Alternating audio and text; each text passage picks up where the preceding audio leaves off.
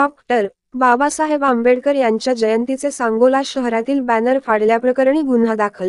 सांगोला प्रतिनिधी सांगोला शहरातील जय भवानी चौकात डॉक्टर बाबासाहेब आंबेडकर यांच्या जयंतीनिमित्त लावण्यात आलेले 3 बॅनर 7 ते 10 लोकांनी फाडले म्हणून काही काळ गुरुवारी रात्री 9 वाजता गोंधळ निर्माण झाला. पोलिसांच्या तत्परतेमुळे त्वरित शांतता निर्माण झाली असून सदर बॅनर फाडणाऱ्या 10 लोकांवर गुन्हा दाखल करण्यात आला आहे.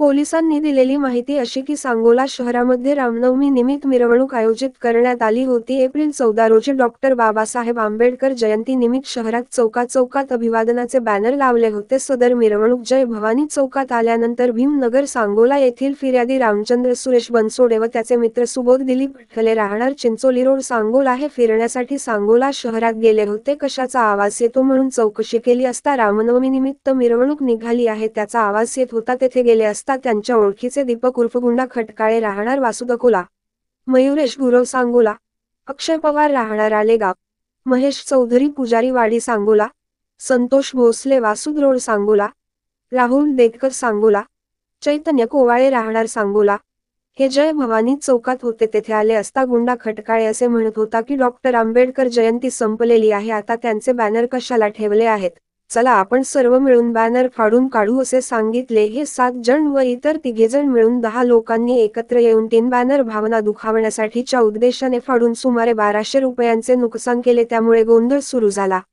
गोंधळ होताच गुंडा खटकाळेसह बरोबर असलेले 6 जण निघून गेले. तेवढ्यात सब पोलीस इन्स्पेक्टर जगताप हवालदार भरम शेट्टी हे तेथे आले व त्यांनी परिस्थिती नियंत्रणात आणली.